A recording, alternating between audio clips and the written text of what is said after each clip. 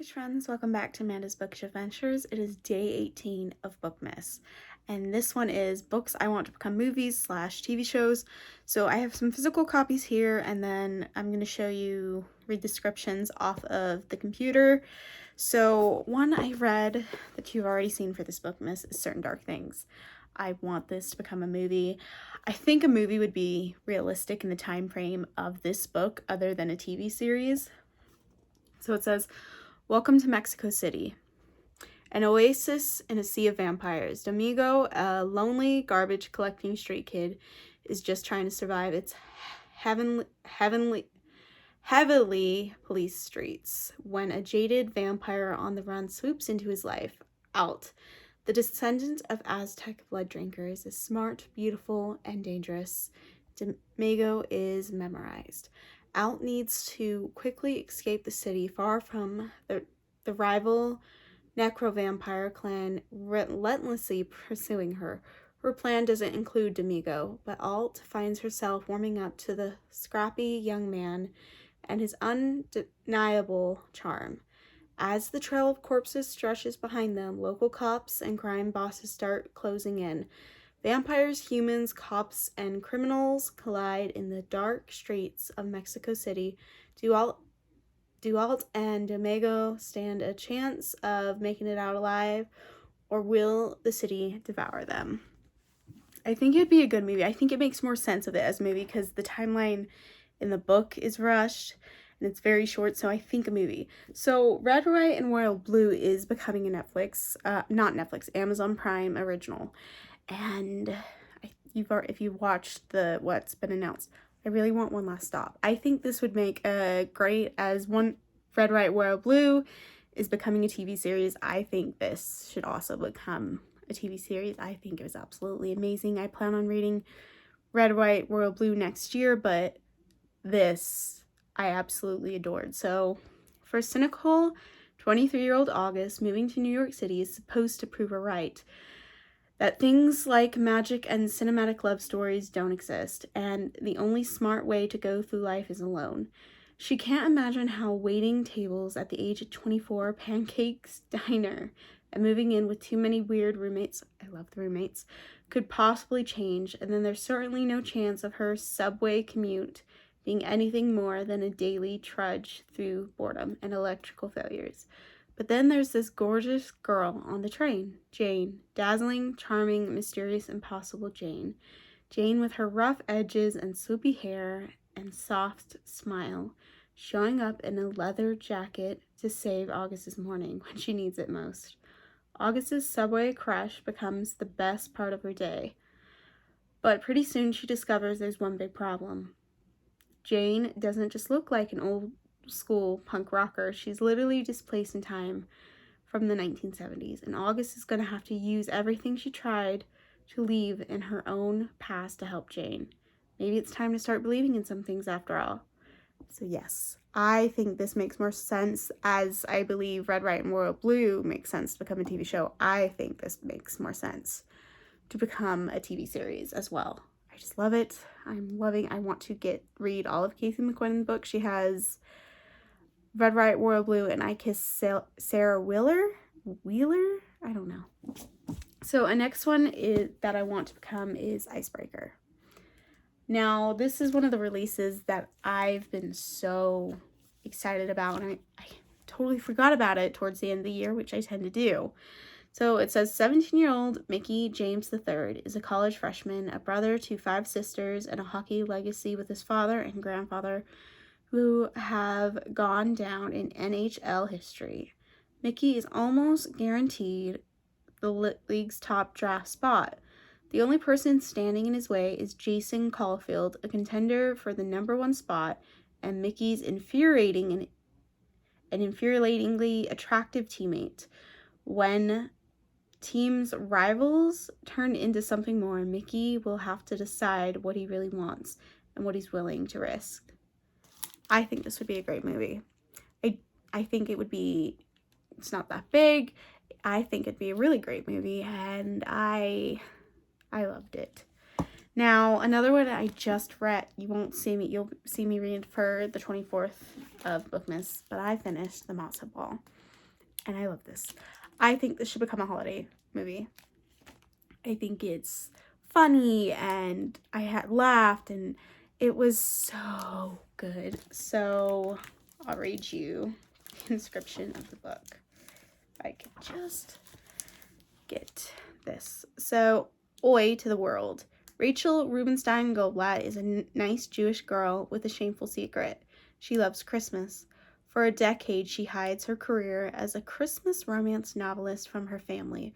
Her talent has made her a best-selling author, even as her chronic illness has always kept the kind of love she writes out of reach. But when her diversity-conscious publisher insists she writes a Hanukkah romance, her inspiration suddenly runs dry.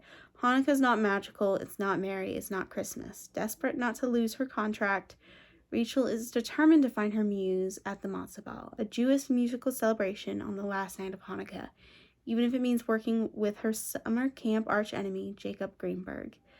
Though Rachel and Jacob haven't seen each other since they were kids, their grudge still glows brighter than a menorah, but as they spend more time together, Rachel finds herself drawn to Hanukkah and Jacob in a way she has never expected. Maybe this holiday of lights will be the spark she needs to set her heart ablaze. I loved Jacob. I loved Rachel. I loved the story. I love the archenemy, the enemies to lovers. That's why I think it'd make a perfect holiday movie.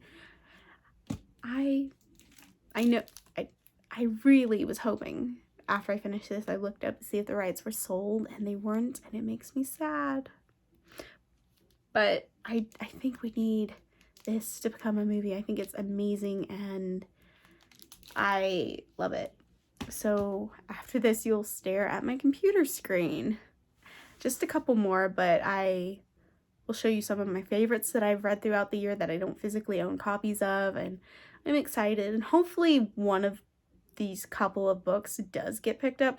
I'm hoping One Last Stop. I will be happy if any of them get picked up to become movie or TV in the next, I think realistically, because 2024 would be the most realistic bet of announcement of filming and stuff, in probably 2025. I don't know. I know what's been at least announced. I've seen trailers for some that's coming out next year, and I'm rambling, so on to the computer screen. Tattered Stars become a television series. The series name is Tattered and Torn, but it says, be brave, just for 60 seconds, 20 breaths. It took every ounce of my courage to return to the small town I fled all those years ago, but I should have known he would hate me. How could he not, when my father's blood still runs through my veins? Yet here I am, desperate for a chance to make things right. Even if it means facing the family my father almost destroyed, and the boys with dark eyes now grown who still haunts my dreams. I never expected just how things would turn between us. He's the last person I should want. Yet, somewhere, I believe, I keep drawing closer, so close I would end up burning. But Hayes is a good man, a noble one, someone who channeled his pain into a career spent protecting people around him. So when the threat begins, he steps in to keep me safe, and we've discovered that maybe neither of us knew the other at all. As sparks between us at night, someone watches, and they'll do anything to tear it apart. So it is it's about Hayes' family and other couples, but mostly so far we've had a couple of Hayes' siblings.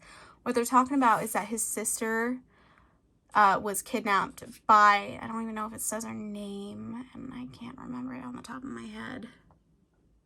Views. Let's see if someone else says the name. Her name is Everly Kimber.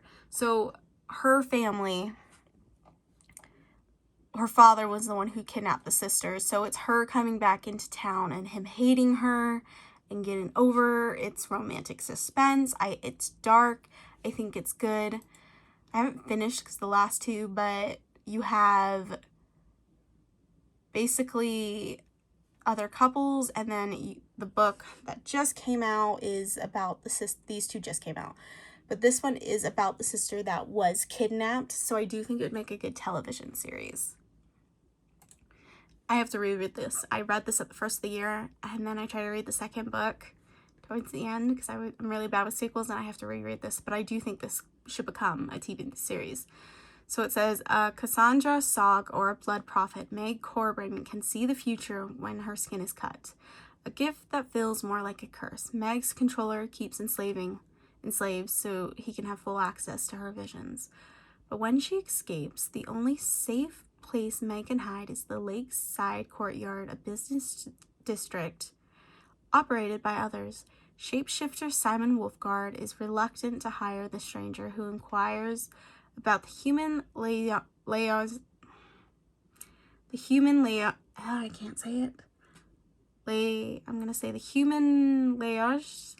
just the human job. First, he senses she's keeping a secret, and second, she doesn't smell like human prey. Yet a stronger instinct propels him to give Meg the job. And when he learns the truth about Meg and that she wanted by the government, he's decided if she's worth the fight between humans and the others, that will surely follow. So it's a slow burn, but it's a really good series, and there's spin-offs. Because I need to read Murder of Crows, so I'm going to reread this next year and read Murder of Crows, but it goes all the way with this, and then it has vampires, we have elemental creatures, a lot of other stuff. So this one I think should become a movie, and it's an old romance novel retelling. So it says, Tessa St. James thought as little of love as she did of the Arthur legend.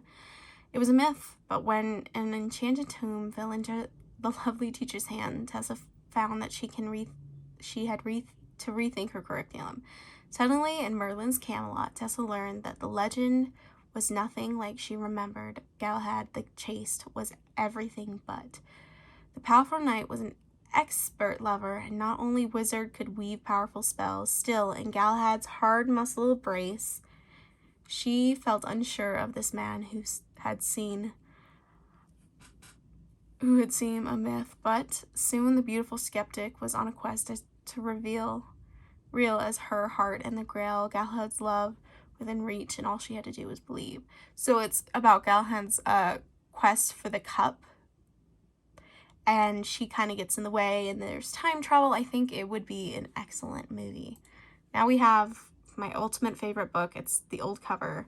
So the most excited Shannon Parker expected on her summer vacation was a little shopping, but the latest purchase, a vase with the Celtic goddess, I'm going to mess these names up, Apon on it, somehow switches her into the world of Pathlon, where she's treated like a goddess, a very temperamental goddess, it seems, that Shannon has stepped into another's role as the goddess incarnate of Epon, and while it has some appealing moments, what woman doesn't like a pampering now and then?